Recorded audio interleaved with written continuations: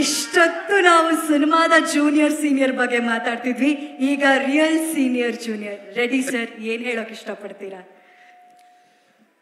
ಈ ಒಂದು ಜೂನಿಯರ್ ಚಿತ್ರದ ಈ ಒಂದು ಪ್ರೀ ರಿಲೀಸ್ ಇವೆಂಟ್ಗೆ, ಈ ಕಾರ್ಯಕ್ರಮಕ್ಕೆ ಆಗಮಿಸಿರುವ ನಮ್ಮ ಕರ್ನಾಟಕದ ಹೆಮ್ಮೆಯ ನಾಯಕ ನಟರು, ದೊಡ್ಡ ಮನೆಯ ದೊಡ್ಡ ಮಗ ಮತ್ತು ನಮ್ಮ ಆರಾಧ್ಯ ದೈವ ಡಾಕ್ಟರ್ ರಾಜ್ಕುಮಾರ್ ಅವರ ಸುಪುತ್ರರಾದ ಶಿವರಾಜ್ ಕುಮಾರ್ ಅವರಿಗೆ ಇವತ್ತು ಈ ಕಾರ್ಯಕ್ರಮಕ್ಕೆ ಬಂದು ಕಿರೀಟಿನ ಆಶೀರ್ವಾದ ಮಾಡಿದ್ದಕ್ಕೆ, ಜೊತೆಗೆ ನಿಜ ಜೀವನದಲ್ಲಿ ನನ್ನ ತಂದೆಯಾದರೂ ಕೂಡ ಈ ಸಿನಿಮಾ ನೋಡಿದ ಮೇಲೆ ಇಡೀ ಕರ್ನಾಟಕ ತಂದೆ ಯಾರು ಅಂತಂದರೆ ರವಿಚಂದ್ರನ್ ಅನ್ನುವಂಥ ಪರಿಸ್ಥಿತಿಗೆ,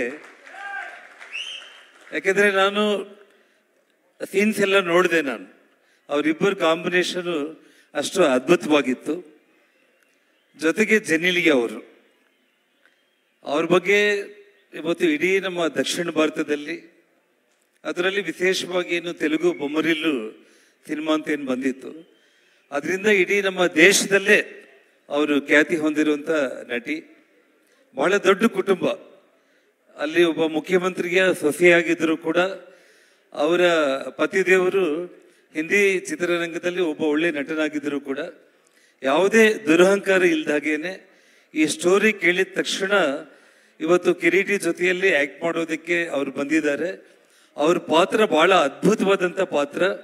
ಇಡೀ ನಮ್ಮ ಕರ್ನಾಟಕ ಆಂಧ್ರ ಮಾತ್ರ ಅಲ್ಲ, ಇಡೀ ದೇಶನೇ ಮೆಚ್ಚುವಂಥ ಪಾತ್ರ. ಅವರು ಕಿರೀಟಿಗೆ ಆಶೀರ್ವಾದ ಮಾಡಿರುವಂಥದ್ದು. ಮತ್ತು ನಮ್ಮ ಸೆಂಥಿಲ್ ಅವ್ರ ಬಗ್ಗೆ ಸಿನಿಮಾಟೋಗ್ರಫಿ ಅಂದರೆ ಬಾಹುಬಲಿ, ತ್ರಿಬಲ್ ಆರ್ ದೊಡ್ಡ ದೊಡ್ಡ ಸಿನಿಮಾಗಳು ಮಾಡಿರುವಂಥವರು. ಒಬ್ಬ ಯುವಕನಿಗೆ ಆಶೀರ್ವಾದ ಮಾಡೋದಕ್ಕೆ ಅವರು ಒಪ್ಪಿ ಮಾಡಿರುವಂಥದ್ದು. ಇನ್ನೂ ವಿಶೇಷವಾಗಿ ನಮ್ಮ ಕೊರಪಾಟಿ ಸಾಯಿ, ನಾನು ಮತ್ತು ಕೊರಪಾಟಿ ಸಾಯಿ ಇಬ್ಬರು ಕೂಡ ಬಳ್ಳಾರಿಯಲ್ಲಿ ಒಂದೇ ಸ್ಕೂಲಲ್ಲೇ ಓದ್ಕೊಂಡಿರುವಂಥವರು, ಅಲ್ಲೇ ಹುಟ್ಟಿ ಬೆಳೆದಿರುವಂಥವರು. ನನ್ನ ಅದೃಷ್ಟ ಅಂದರೆ ಅವರು ವಾರಾಹಿ ಚಿತ್ರ ಬ್ಯಾನರ್ ಕೂಡ ಇವತ್ತು ಏನು ಇಡೀ ದೇಶದಲ್ಲಿ ಹೆಸರು ಮಾಡಿದೆ.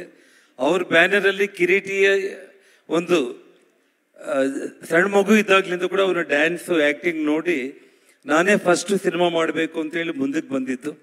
ಅದು ಒಂದು ಆಶೀರ್ವಾದ. ವಿಶೇಷವಾಗಿ ಶ್ರೀಲೀಲಾ ಚಿಕ್ಕ ಮಗು ಇದ್ದಾಗಲಿಂದ ಕೂಡ ನಾನು ನೋಡ್ತಾ ಇರುವಂಥದ್ದು.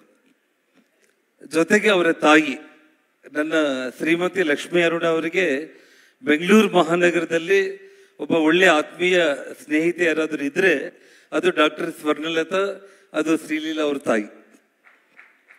ಮತ್ತು ಇವತ್ತು ನಾನು ಆಲ್ರೆಡಿ ಹೇಳಿದ್ದೆ, ನಾನು ಇವತ್ತು ಇಡೀ ನಮ್ಮ ಕನ್ನಡ ಚಿತ್ರರಂಗ ಅಲ್ಲ, ಇಡೀ ಭಾರತದಲ್ಲಿ ಯಾವ ರೀತಿ ಒಂದು ಕಾಲದಲ್ಲಿ ರೇಖಾ ಹೇಮಾಮಾಲಿನಿ, ಆ ನಂತರ ಜಯಪ್ರದಾ ಜಯಿಸೋದು ಆಂಧ್ರದಲ್ಲಿ ಆಗಿರ್ಬೋದು, ಮತ್ತು ನಿಮಗೆ ನಮ್ಮ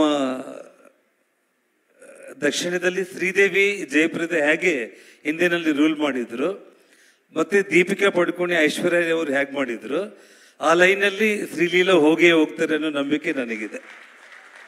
ಇದರ ಒಂದು ಹೆಮ್ಮೆ ನಮ್ಮ ಕರ್ನಾಟಕದಿಂದ ಇಡೀ ದೇಶದಲ್ಲಿ ಹೆಸರು ಮಾಡುವಂಥ ಒಂದು ಅವಕಾಶ ಭಗವಂತ ಶ್ರೀಲೀಲಾ ಕೊಳ್ಳಿ ಅಂತ ಹೇಳ್ತಾ, ಮತ್ತು ರಾಧಾಕೃಷ್ಣ ಡೈರೆಕ್ಟರ್, ಈ ವಿಷಯದಲ್ಲಿ ನಾನು ಮೊದಲನೇದಾಗಿ ಪುನೀತ್ ರಾಜ್ಕುಮಾರ್ ಅವರು ಕಿರೀಟಿನ ಚಿಕ್ಕ ಮಗು ಇದ್ದಾಗಲಿಂದ ನಮ್ಮ ಮನೆಗೆ 4-5 ಬಾರಿ ಬಂದಿದ್ರು.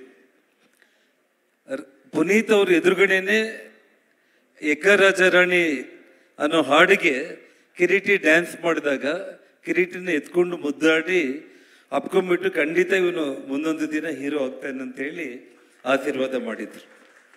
ಅದು ಏನು ವಿಚಿತ್ರ ಅಂತಂದರೆ, ಅವನು ಹೀರೋ ಆಗಬೇಕು ಅಂತ ತೀರ್ಮಾನ ಮಾಡಿದಾಗ ಪುನೀತ್ ರಾಜ್ಕುಮಾರ್ ಅವ್ರಿಗೆ ನಾನು ಫೋನ್ ಮಾಡಿದೆ.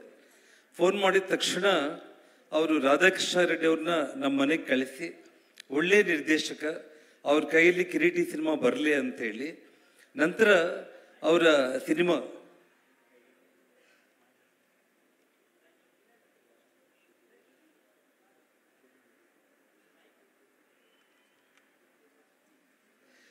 ಯಾಕಂದರೆ ಸಿನಿಮಾ ಹೆಸರು ನನಗೆ ನೆನಪಿಗೆ ಬಂದಿಲ್ಲ, ಜೇಮ್ಸ್ ಮೂವಿ.